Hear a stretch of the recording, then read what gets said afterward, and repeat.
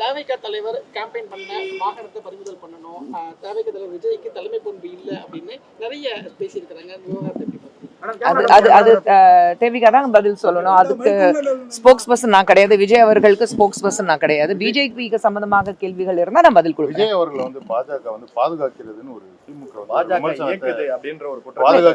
திமுக வந்து அவங்களுக்கு பயம் வந்துச்சுன்னா யார் வேணாலும் அவங்க வந்து ஒரு குற்றம் சாட்டுவாங்க.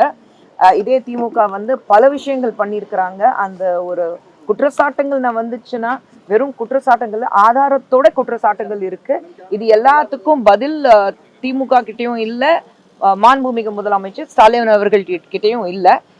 ஏன் இது நடந்தது, ஏன் இப்படி ஆச்சு, ஏன் அப்படி ஒரு கேள்வி வந்தாலே அவருக்கு வந்து காதல பஞ்சு வச்சுட்டு உட்காந்துடுறாரு. அவருக்கு எதுவுமே கேட்கறது இல்ல, கண்ணால பாக்குறது இல்ல, அப்படியே ஒரு மியூட் மோட்ல போயிடுறாரு.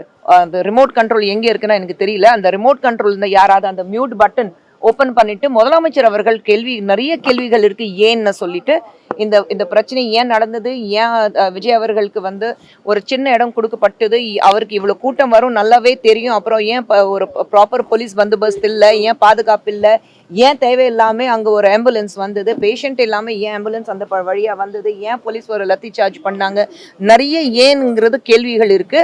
ஆனா எந்த கேள்விகளுக்கு முதலமைச்சர் அவர்கள் ஒரு மியூட் மோட்ல போயிட்டு ரிமோட் கண்ட்ரோல் யார் கையிலையும் கொடுத்துட்டு அவர் மியூட் மோட்ல போயிட்டாரு, பதில் வராது. ஒரு நிமிஷம், யாராவது ஒருத்தர் கேளுங்க. மணிப்பூர் முடிஞ்சு போன விஷயம், இது ரெண்டுமே கலப்பி நீங்க பேசக்கூடாது. மணிப்பூர்ல என்ன நடந்தது அது இங்க கரூர்ல நடந்ததுக்கு ரொம்ப வித்தியாசமா இருக்கு. இன்னொன்னு வந்து எப்பவுமே அங்க நடந்து முடிஞ்சதுக்கு அப்புறம் ஏன் இது பண்ணலைன்னா நீங்க அப்படியே வந்து ஒப்பிட்டு பேச ஆரம்பிச்சீங்கன்னா நிறைய விஷயங்கள் தேவையில்லாம வந்து பேச வேண்டியதா இருக்கும். மணிப்பூர் வந்து ஒரு பார்டர் பிரச்சனை இருக்கு, அது முதல்ல நம்ம எல்லாரும் புரிஞ்சுக்கணும். அங்க நடந்தது சம்பவம் ரொம்ப ரொம்ப ஒரு கோர சம்பவம், அது நடந்திருக்கவே கூடாது. அது எல்லாத்துக்கும் நானே தலை குனிஞ்சு நிக்கிறேன் நான் உங்க முன்னாடி. ஆனா அது வந்து ஒரு பார்டர் பிரச்சனை இருக்கு, கரூர்ல நடந்த பார்டர் பிரச்சனை கிடையாது. தயவு செஞ்சு இது ரெண்டுமே ஒப்பிட்டு யாராவது பேசினாங்கன்னா தேவையில்லாத பிரச்சனைகள் கிரியேட் பண்றதுக்காக தான், இல்ல தனக்குன்னு ஒரு சாதகமா ஒரு விஷயம் இருக்கணும், நான் ரொம்ப புத்திசாலி அதனால தான் ரெண்டு ஒப்பிட்டு பேசுவேன்னா தன்னுடைய புத்திசாலித்தனத்தை காட்டாம தன்னுடைய முட்டாள்தனத்தை காட்டுறதோ இது நான் எடுத்துப்பேன்.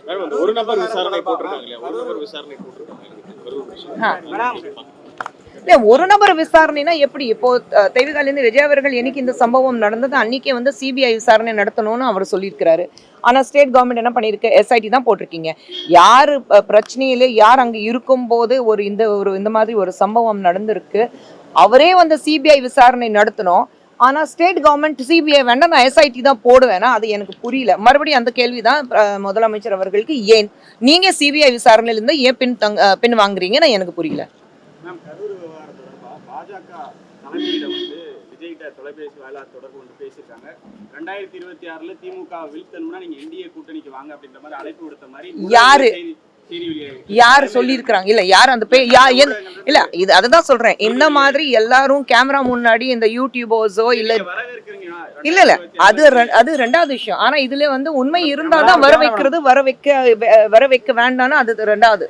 ஆனா இது விஷயங்கள் வந்து கேமரா முன்னாடி உட்காந்துட்டு ஏதோ அரசியல் பத்தி அவங்களுக்கு தெரிஞ்சு, இல்ல பிரதமர் மோடி அவர்கள் அவர் தான் முன்னாடி உட்கார வச்சுட்டு அவர்கிட்ட ஆலோசனை நடத்ததுக்கு அப்புறம் தான் இந்த மாதிரி விஷயங்கள் வெளியில வருது, இல்ல விஜய் சார்பாக விஜய் தரப்புல யாராவது அவங்க கிட்ட பேசிதான் இந்த விஷயங்கள் நடக்குதுன்னா இது வந்து சும்மா அந்த யூடியூபர்ஸோ இல்ல சில பேர் வந்து கேமரா முன்னாடி உட்காந்துட்டு 2 மினிட் ஃபேம்காக அரசியல் என்ன விட வேற யாருக்கும் தெரியாது அப்படிங்கிற பேசவங்களுக்கு பதில் கொடுத்துட்டு உங்க டைம் வேஸ்ட்டும் எங்க டைம் வேஸ்ட்டும். மேடம், இப்போ அங்க வந்து தலைமையோ அல்லது இரண்டாம் கட்ட நிர்வாகிகளோ 41 பேர் இறந்து போன கரூருக்கு வரல அப்படிங்கிறது தவிர்க்க மீது வைக்கப்படக்கூடிய ஒரு மிகப்பெரிய குற்றச்சாட்டா இருக்கு. அப்படி ஒரு பார்ட்டியில் இருக்கக்கூடிய ஒரு பர்சனா இந்த விஷயத்தை நீங்க எப்படி பாருங்க? இல்ல, கரூர்ல நடந்த சம்பவம் நடந்திருக்கவே கூடாது.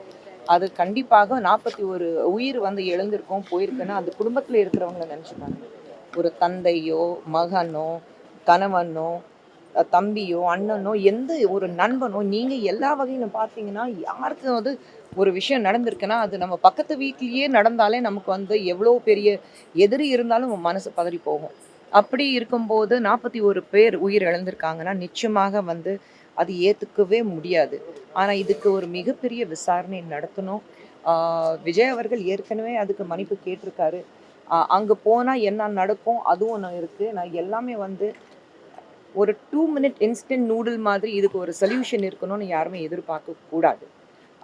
இது வந்து நிச்சயமாக ஒரு மிகப்பெரிய கம்ப்ளீட் இன்வெஸ்டிகேஷன் நடத்தினதுக்கு அப்புறம் தான், விசாரணை நடத்தினதுக்கு அப்புறம் தான் இது பற்றி நம்மளால பேச முடியும். நடந்திருக்க கூடாது, அது நடந்திருக்காங்க. நீதிமன்றம் வந்து விஜய்க்கு வந்து தலைமை பண்பே இல்லைன்னு சொல்லிட்டு நீங்க எப்படி பார்க்குறீங்க? விஜய் தான் பதில் சொல்லணும், அவருக்கு ஸ்போக்ஸ் பர்சன் இல்லைங்க. விஜய் கிட்ட இதுக்கு பதில் வாங்கிக்கிறேன்.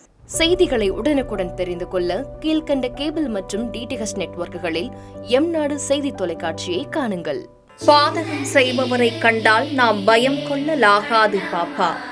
மோதி மிதித்து விடு பாப்பா, அவர் முகத்தில் உமிழ்ந்து விடு பாப்பா.